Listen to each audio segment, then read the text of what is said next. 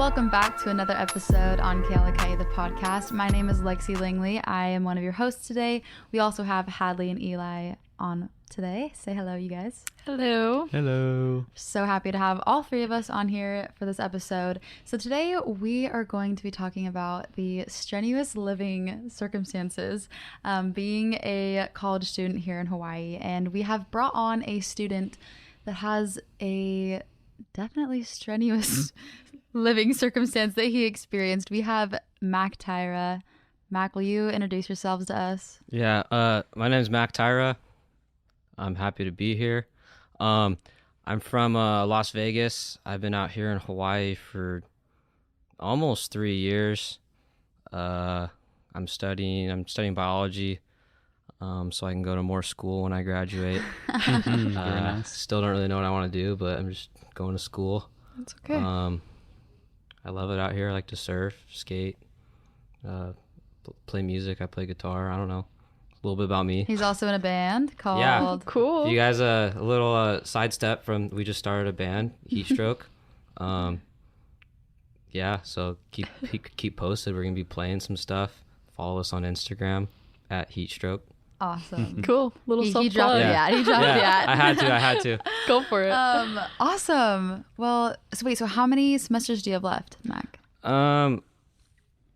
So that's a good question. Do any of us really know? I'm a senior. I only have like 15 credits or so. So like, but I'm not doing spring semester. Okay. And then I think I'm gonna take lighter loads. I'm gonna do 2 more semesters, but do a lighter load because I'm probably gonna start studying for the MCAT. Gotcha. So I'll be here another year at least, and then I don't really have any plans of leaving Hawaii unless something takes me elsewhere. Gotcha. So I'll probably be here for a little bit longer. I really like it out here. So Awesome. Are there schools like here that you're gonna apply for? probably not, because Hawaii is really expensive, even Yeah. if you are in state. So if you take the MCAT, are you gonna like take a couple years off and like stay in Hawaii? I would take it if I were to take it. I would take it next summer, like May, June, Okay. and then I'd have a year off of school. So it'd be like 2 years. But honestly, I'm going back and forth about doing it because that was my plan when I moved out here. But Right. Yeah. I You don't loved really Hawaii want to too anymore. much. Well, yeah, not even that. Like I don't know how passionate I'm about pursuing that or want to spend that much money on school. So I Both might do very something valid. else. I don't know. Yeah. Yeah. No, this time of life, college is definitely a lot of like trial and error because you go into something thinking that you know exactly what you want out of it, and it changes every True. day. So that's college for you. So before we hear about Mac's story, first here in Hawaii, it's obviously a small school. If you have been a student, you understand the difficulty in finding housing. The beginning of every school year, everyone's squirming to find housing. There's people leaving on missions, people coming back from missions, and people transferring, and it honestly can be really hard to find housing. So there's on-campus housing and there's off-campus housing. So we'll start with Mac, but we're just gonna kind of all go around and like share our own experiences with finding housing. If you've lived on campus and off campus, what your experiences have been, comparing the two. So yeah, Mac, we'll start with you. So I moved out here fall of 2020, so it was like heat of COVID. We were kind of told not to come out here, but I still did. I found a little house just by the school, and I just found it on Facebook. It was pretty hard to find, but I lived there for a semester, and then I only moved. There was nothing wrong with the house. I just wanted to live somewhere else because it was really small. So I moved. I lived on the Point for another semester, and then they decided they were going to stop renting to students. So over that summer, it was the summer of 2021, I was looking for housing, and I ended up going to the house that I'm at now. And I don't know if you want me to get into that right now. Not yet. Okay. We'll save Yeah. it. Come back. So I've never lived on campus just because I came out during COVID and they weren't really doing on campus. And then by the time the hallways and stuff opened, I was already a sophomore and I didn't need to. And I had housing and good roommates. So there was no reason for me to go on campus. So you stayed at that house and you've been there ever since. yeah. So I've lived in 3 different houses off campus. Okay. And then the house I'm at, I really liked it. I liked my roommates there. So there was I don't know, there was no reason for me. I feel like I kind of missed out sometimes because I hear all the kids saying they like, you know, went through their first semester or their freshman year on campus, and I think it's cool because a lot of people know more. Sometimes I felt when I first was out here, I felt like some people like knew a lot more people because they lived on campus. I mean, now I know a lot of people just because I've been here, but like I feel like I kind of missed out on that a little bit, but I don't know, not enough for me to be sad.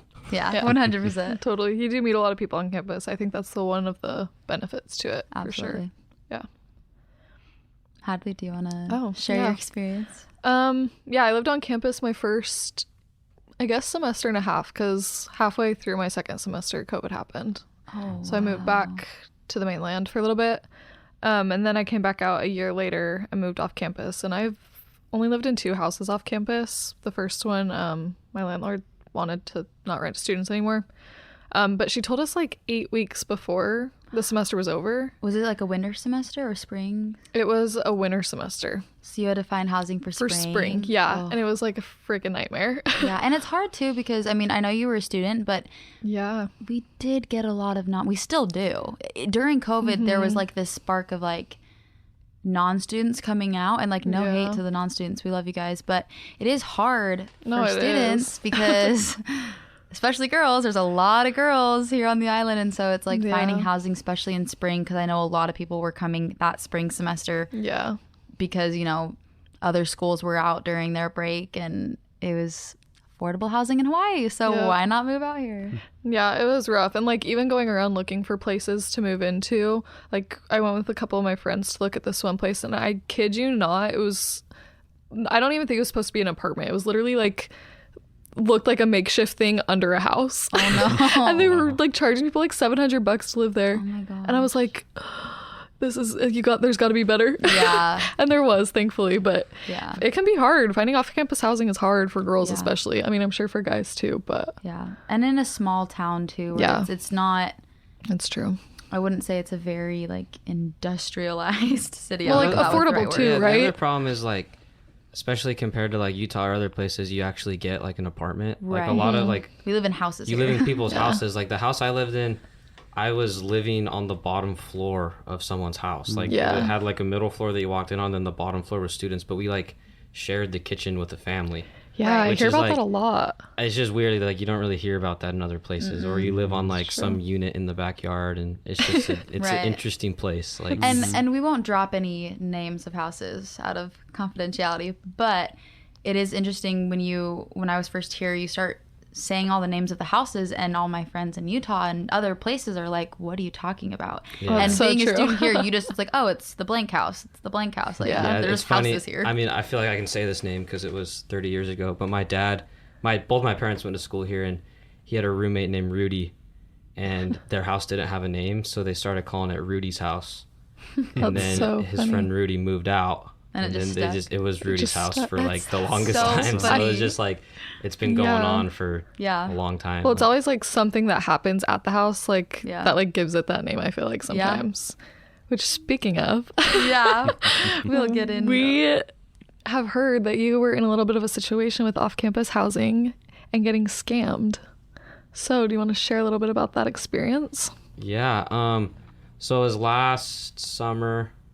So it was beginning of like the fall of 21. So yeah, fall of 21. So like I said, the house I was living at before, the landlord decided they didn't want to rent to students anymore. They gave us like a good notice, everything was fine, but so over that summer, I left the island for spring or like the end of spring semester, went home, and I was just posting stuff on Facebook like, hey, I'm looking for male housing, blah blah blah. Me and my cousin wanted to be roommates, so we were just looking for 2 spots, like a shared room. And we got in contact with this house, and they told us, it's just super normal, like Facebook housing out here. They sent us a PDF contract. We sent them a deposit, and then they're like, okay, move in this date. And so I come out here. I got here a little bit before school started, thankfully.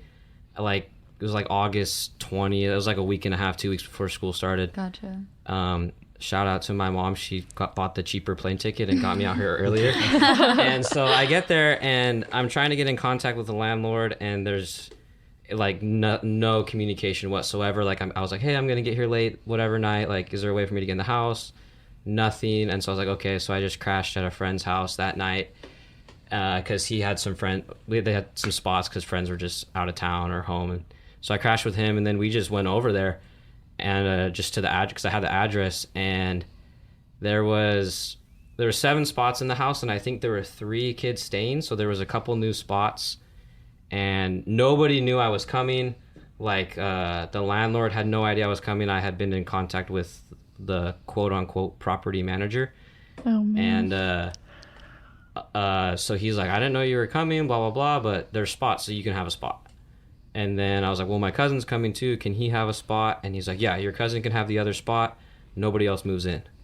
I was like, okay. And I was really... And this is someone in the house, or this is the property This was the manager? landlord. The landlord. Yeah. Does he live on Real property? landlord? So, yeah, the real landlord. So the real landlord lives in a house on the same property. Okay. So he's like our neighbor. Okay. And so I met him, talked to him, and I'm like, this is kind of fishy. And so I start kind of investigating a little bit, and I'm just asking like the kids that have lived there, and they talked about, there is a property manager they used to pay, but the landlord kind of switched it over. He's like, hey, don't pay her anymore. Some sketchy stuff has been happening. Like, we're not getting the money we're supposed to get, la la la. And then so I was like, what the heck? And then he's like, did you talk to this person? And I was like, yeah. He's like, yeah, don't talk to her. Don't give her any money. And I was like, well, she took my money. And I was like, well, also, like, I have 5 or 6 friends that I know that are supposed to live here too, because we thought the house was empty. Oh. And I'm looking around, there's already 6 people here. There's not room. Right. And so I gave them a call, and they were still on the mainland, and they were like, oh shoot, we got to find housing within a week. And then later that night, a group of like 3 or 4 kids showed up at my house with suitcases and stuff. Oh, and I was like, what is going on? And I told them, like, I don't know what's going on. You guys obviously are welcome to stay on the couch for a couple nights so we figure stuff out. And they're like, oh, we got a place. And then the next morning, everything just went crazy on Facebook. Oh, like, no. All these people are saying, I'm supposed to live here. I'm supposed to live here. And within a couple days, I think there was 40 plus people. That's what I heard. I remember all of the people on and Facebook. I had like, so we created like a group chat, and we were just trying to figure out what was going on. Yeah. And it was a good mix of students and non-students, because at the time our landlord was renting to non-students and stuff, just because of the whole COVID or whatever. Yeah. And so we were just trying to we had no idea what was going on. And more than anything, people were trying to find a roof and then trying to get their money back. Because everyone had paid a deposit. Yeah. And some people had paid deposit and first month's rent. Oh, so some kids were chunk of out money. close to $1,000. Right. Know? And which, as college students, that's a lot of money. yeah, for sure. And so I had like survivor's guilt, because I just got there first, and the landlord said I could have a spot, and I was Thank like, you, Mac's mom. Yeah. And so it was pretty crazy, but they ended up actually, after a lot of talking to people and figuring things out, I actually came to campus and I talked with the housing department. I told them everything that was going on. I was like, hey guys, like, there's a lot of kids out of housing. Is there any way you could like open the hallways or like reach out to these kids? And I like gave them a list of the students, and I think a lot of the kids were able to get into the hallways. And then the landlord was actually, he was really good about it. He helped a lot of the students find new housing just because of his connections in the community and stuff. And that's awesome. So it ended up working out. I mean, as well as it could have for the situation. Right. Everyone got their money back. Oh, that's good. Everyone got refunded.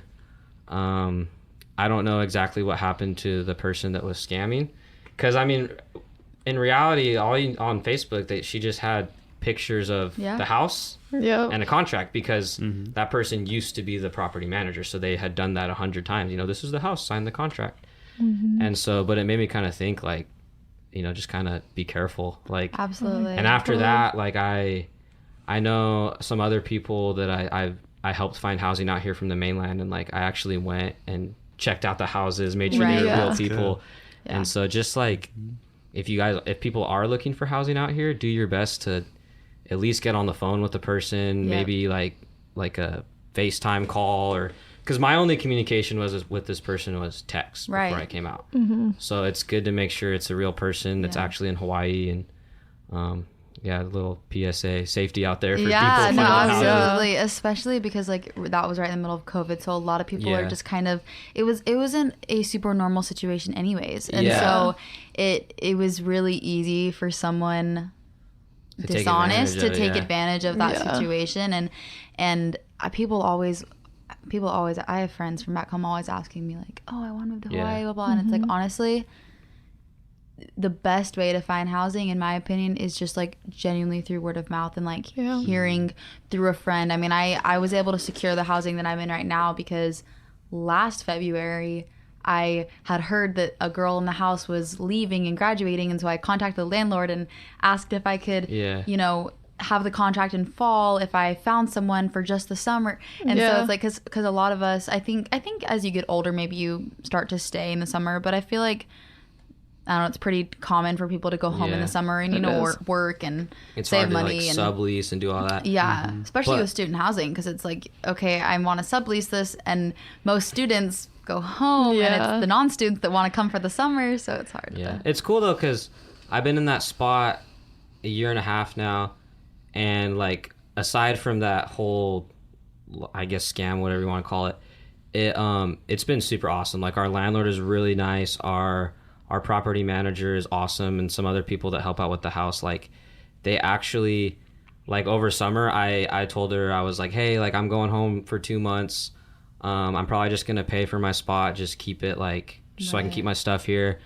I might sublease it for a week at a time or something, if that's okay. And they're like, oh, don't even worry about it. Just leave all your stuff here.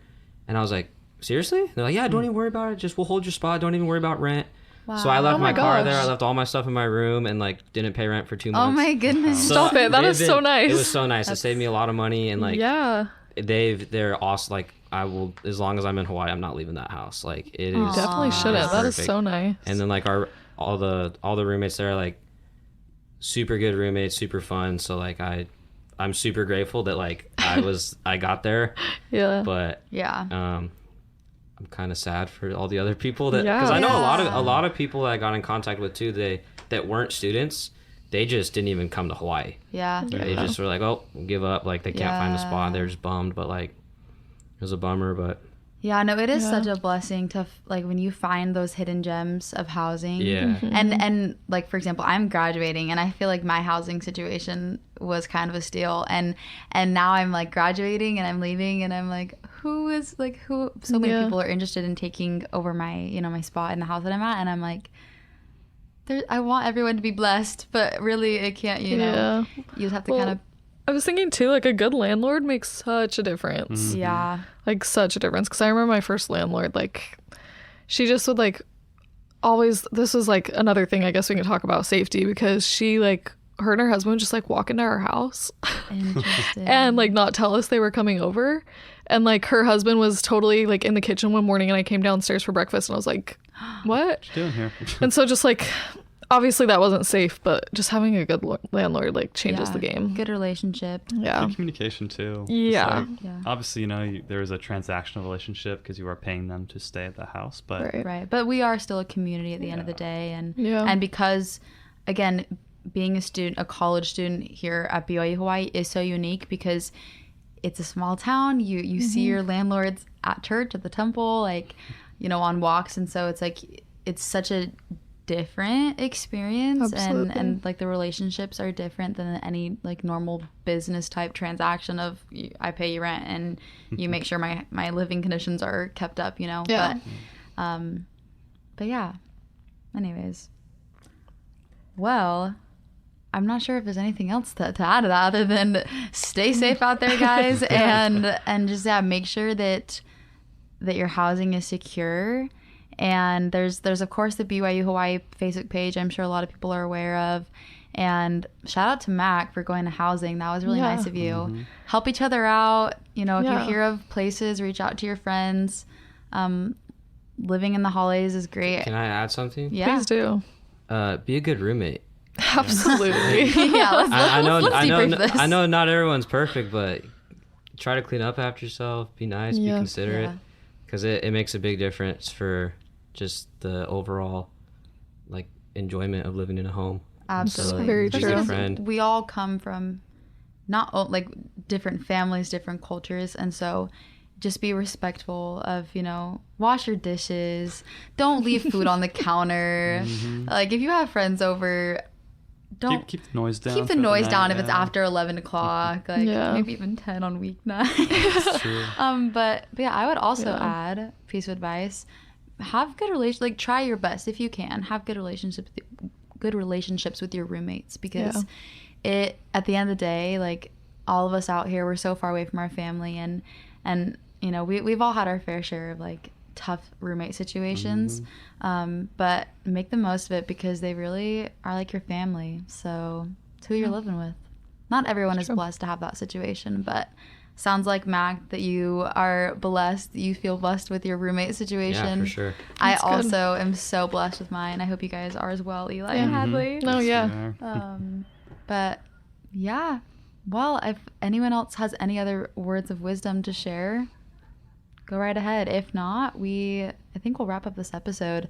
Mac, thanks for coming and sharing your story with us. If you guys would like to hear a longer version, there is one. So reach out to Mac, hit him up on Instagram at, what was it? What was the app that you dropped? Oh, that was for the band. For the band. They can still reach you there. We don't need to drop any like personal accounts. If you guys know me, you know where to find me.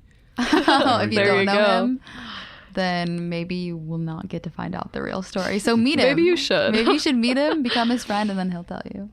Yeah. All right. Well, stay safe out there, you guys. We're heading into spring semester soon. I hope you all can find housing.